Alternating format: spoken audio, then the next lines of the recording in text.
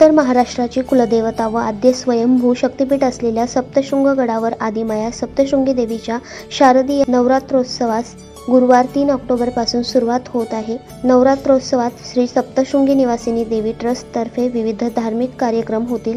12 October पर्यंत कार्यक्रम होणार आहेत। कावड यात्रा अर्थात कोजागिरी पौर्णिमा उत्सव 16 ते 17 ऑक्टोबर पर्यंत होईल। विविध सेवाभावी संस्था गडावर व गडाकडे येणाऱ्या मार्गावर भाविकांना सेवा देण्यासाठी सज्ज होत आहेत। 3 ऑक्टोबरला श्री भगवतीची पंचामृत महापूजा सकाळी 7 ला होईल। सकाळी 9:30 ला घटस्थापना होऊन नवरात्रोत्सवास प्रारंभ होईल।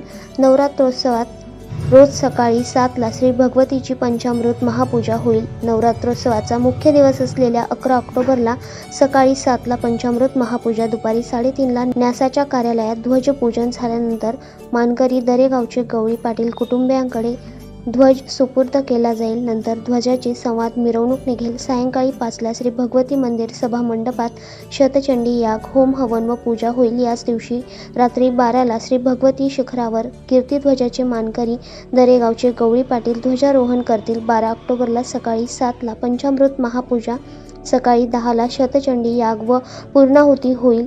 नंतर गडावर दसरा साजरा करण्यात येईल।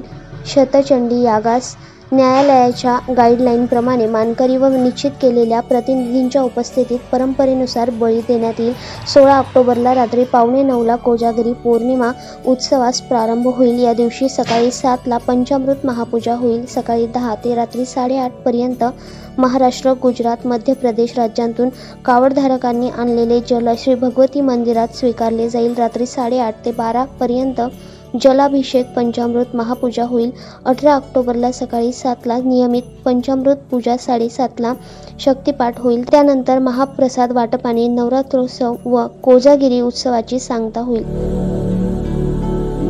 दैनिक भ्रमरसाठी प्रतिनिधी धनंजय बोरसे, कळवण।